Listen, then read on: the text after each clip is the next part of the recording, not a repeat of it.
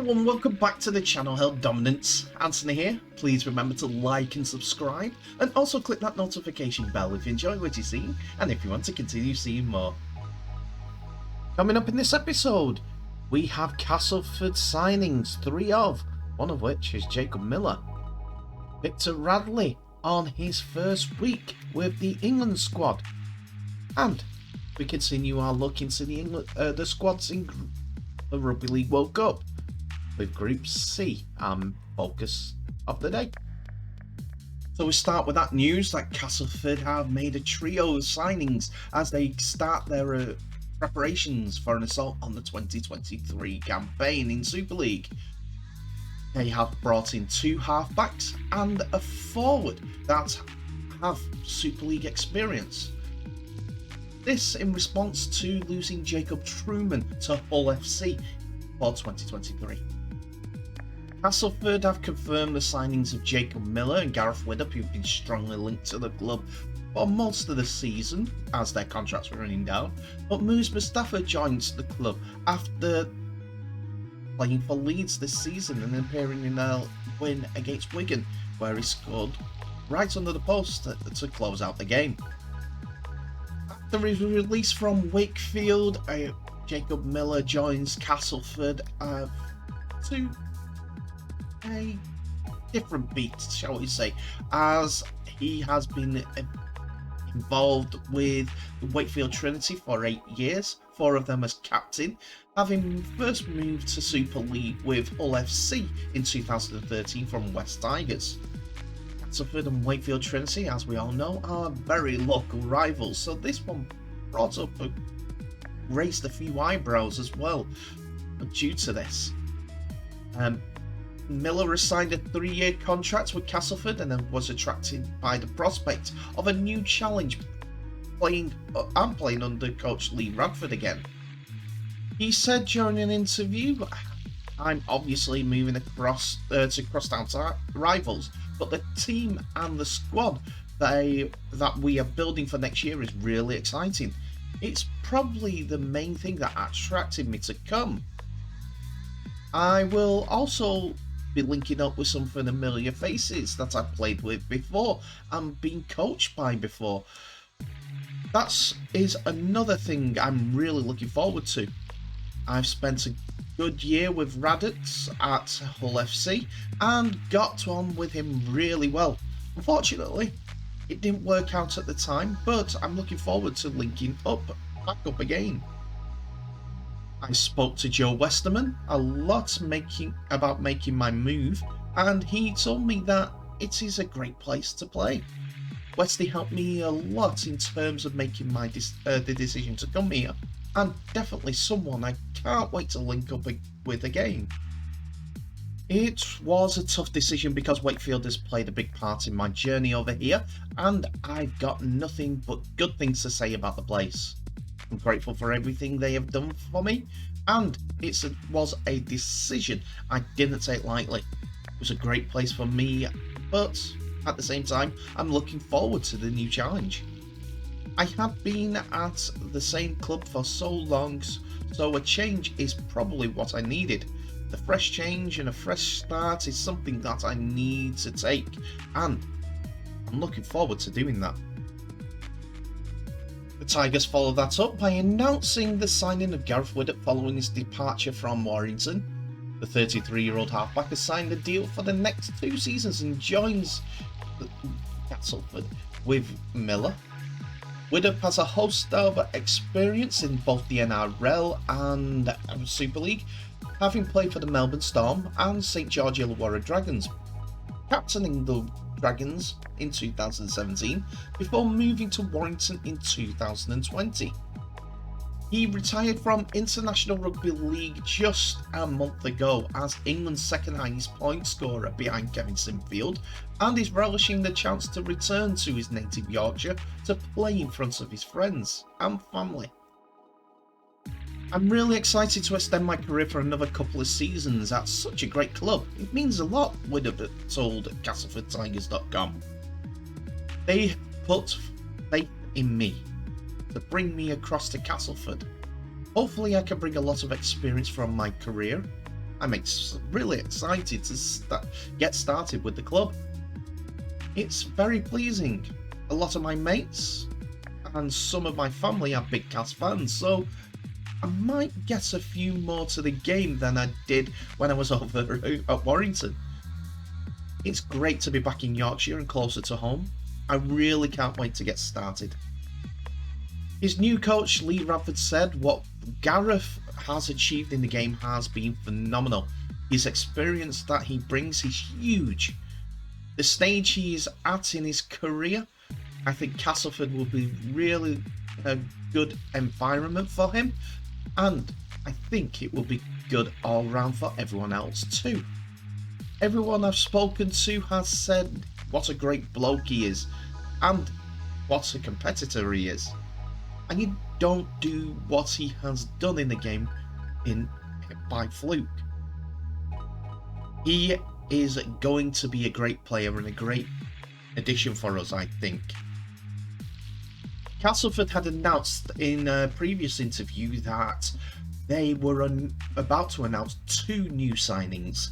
So a third, being Muizz Mustapha, seems to have made everyone smile and sit up a bit more with the club, as the 22-year-old has penned a 1-year contract with an option in the club's favour to add another 12 months to his playing career with Castleford. Former England Academy international, Mustapha made his debut with the Rhinos in 2019 and featured 9 times, all as substitute, including 6 appearances this season. He scored his only try in the win over Wigan Warriors at Headingley in June. The Nigerian-born forward has spent the 2021 season on loan in the top flight with Hull KR, where he helped them achieve that semi-final place against Castleford in the playoffs. He has also had short-term spells with Featherstone Rovers, Newcastle Thunder, Dewsbury Rams and Bradford Bulls. I'm very excited. It's a new chapter and I can't wait to see what the future holds, Mustapha said of his move to Castleford. I've been at Leeds since I was a kid, so it's a whole new environment. Rattlers was a middle and I'm certain he will help me improve my game, he said. I've heard great things about Andy Last too. He's a very good coach and I'm looking forward to learning from both of them. I want to play as many games as I can. I think over the last few years I've struggled to cement my place in the first team and have a good run of games, so I want to be playing every week and get some good experience under my belt. I'm looking forward to pulling on the shirts and making Cas fans proud. So Cas have brought this trio in. How do you think they'll do for the club? It'll be an interesting time at Castleford. I think the quality in halfbacks has just gone up, despite losing Jacob Truman. They still have Danny Richardson in there, so it'll be an interesting year. And surely a good kicking game and creativity will come from Castleford from their games in the Super League.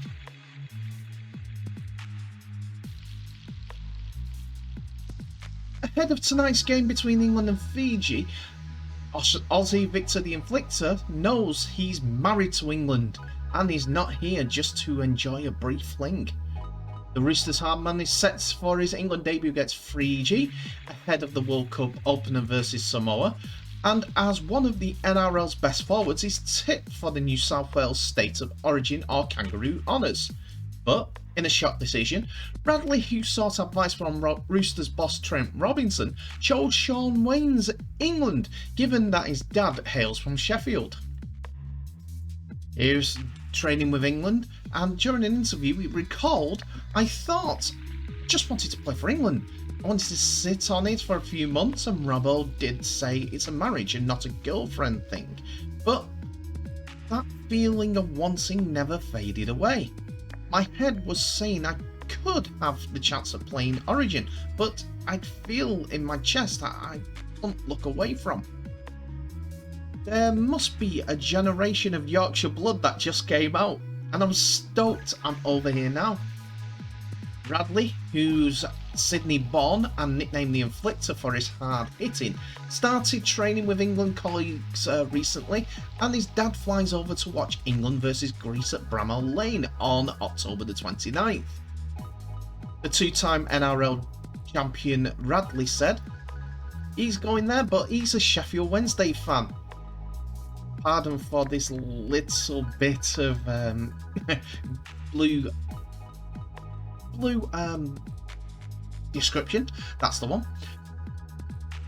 But he is a Sheffield Wednesday fan, and as it's at Sheffield United, he said he's not going to shit for 3 days before he gets there.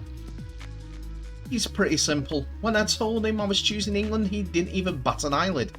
My old man doesn't speak to me much, but he hasn't lost his Yorkshire accent a bit, and when he gets over here, it just gets a little bit thicker when he's with his mates. He's very proud of being from Sheffield.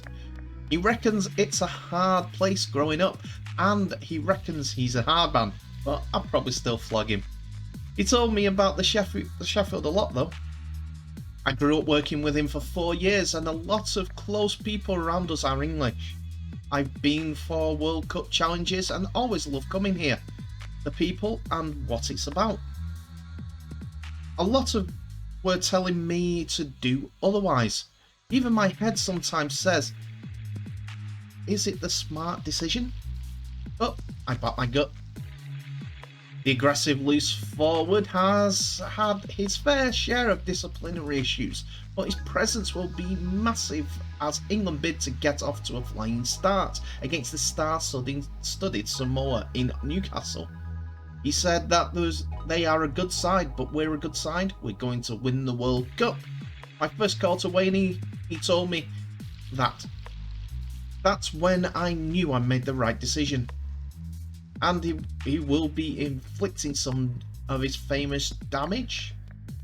He just said, I'm just going to do my job the best I can. But speaking to Wayne, he's an hard man, so I don't think he'll be disappointed if I flog a few people. He's a man that likes a good hard hit, and also he doesn't mind taking them either. Just dusts himself off and goes again. It'll be that little bit of edge that could see England go over against Samoa for the victory. Not saying it's for definite, but we know for one thing, defensive steel will not be in short supply in the England ranks.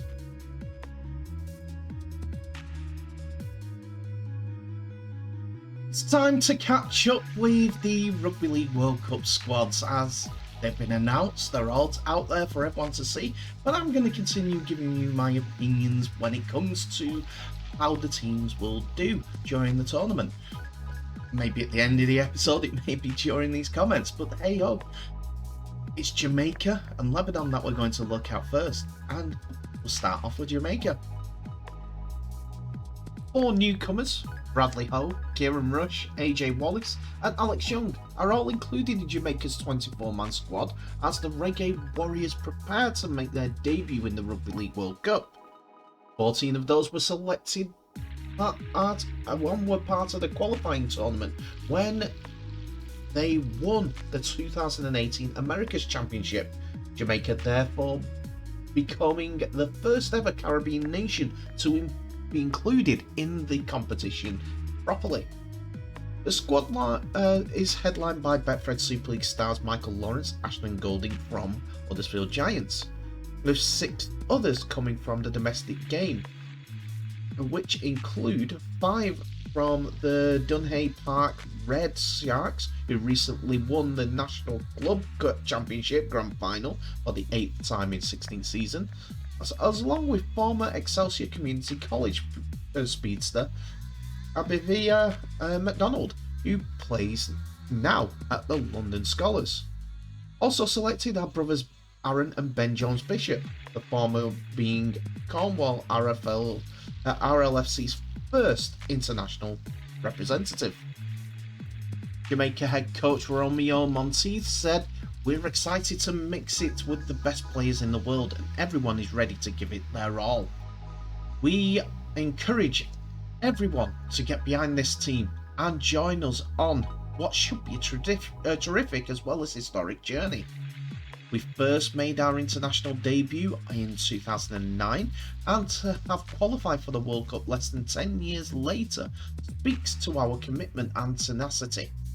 We are in a very tough group, but our main aim is to give a good account of ourselves. The World Cup is the pinnacle of the game, and we hope to make this the first of many appearances. The Reggae Warriors are drawn in Group C and will face Ireland at Headingley, Leeds during the World Cup first on October the 16th. Also with 2008 World Cup winners New Zealand at the MKM Stadium Hull on October the 22nd, and then Lebanon at the Lee Sports Village on October the 30th. 2 teams from each group will not only advance to the quarter-finals, but also book their tickets to the 2025 Rugby League World Cup to be staged in France.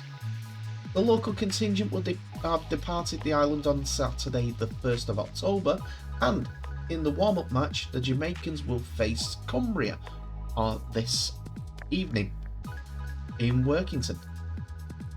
The official World Cup sponsors are Smilefest, Reggae Sauce, Twisted and Age Partnership, with the Jamaica squad hopes to having a good tournament.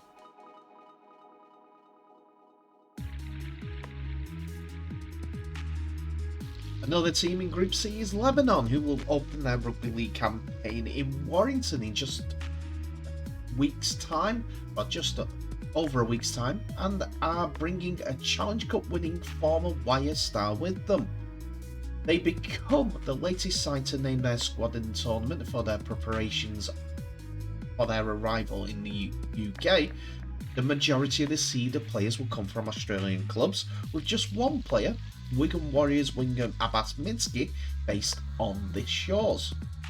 The headlines inclusion of halfback Mitchell Moses, who played in an unfortunate defeat for Parramatta Eels in the NRL Grand Final, is going to continue to raise eyebrows, but his commitment to being with Lebanon is showing, as he's been done that in 2 World Cups now.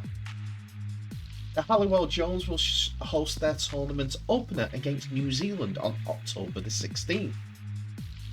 Part of the Lebanon coaching staff will include Matt King, who was appointed as the assistant to head coach Michael Chaker last year. Chaker is also being named as the busiest rugby coach in the world, no matter what the code is, as he is leading 2 World Cup campaigns in the space of 11 months, as he is the head coach of Argentina Rugby Union side, as well as doing the term with the Lebanese rugby league team. As the dust settles on these rugby championships, the head coach will be returning to his native Sydney in preparation for a unique sporting challenge. To couple this challenge of 2 World Cups in 11 months, he is also the director of rugby of top Japanese league side, the NEC Green Rockets. So it's going to be a tough period for him.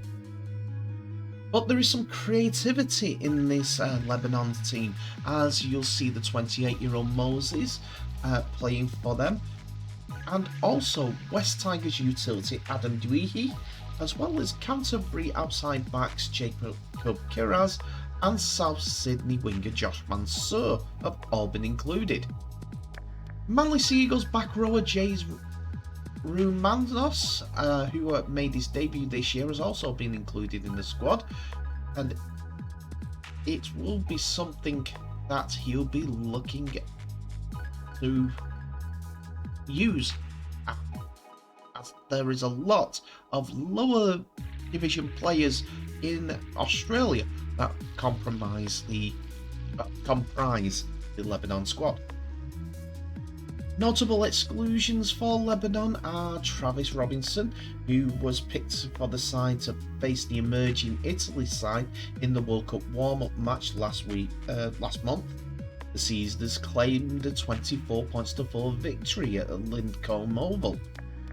Also, veteran prop Ray Mujali, who was the skipper of Lebanon in that match, has also missed out. Good luck to them, and we'll look forward to seeing how they do in the coming matches. And that's it for another episode, ladies and gentlemen. Thank you so much for watching. Please remember to like, subscribe and share this video worldwide, as well as clicking that notification bell for any updates on new videos that may be coming your way in the near future. Tell me what your thoughts are of the episode in the comment section below. Tell me what your thoughts are for Lebanon and Jamaica. How do you think they'll do? Do you think either of these sides will escape the group? Lebanon maybe. In my opinion, Jamaica have got an outside chance, like everyone in the group. But New Zealand are definitely going to win that group. Definitely. We'll talk about them in the next squad roundup, probably Sunday when that happens. Too much quality in Lebanon and New Zealand. I think they're the two that'll go through the group. Anyway, I digress. Tell me what your thoughts on Victor Radley's comments, and also the 3 transfers for Castleford coming in with Muizz Mustapha, Jacob Miller, and Gareth Widdop all joining the club. Castleford fans, are you all happy with them signings? Tell me, comment. Anyway, thank you so much for watching. Please remember to share this video worldwide. I'll end the episode like I normally do by saying, well, I wish you all the best, so please stay safe, and I'll see you in the next episode.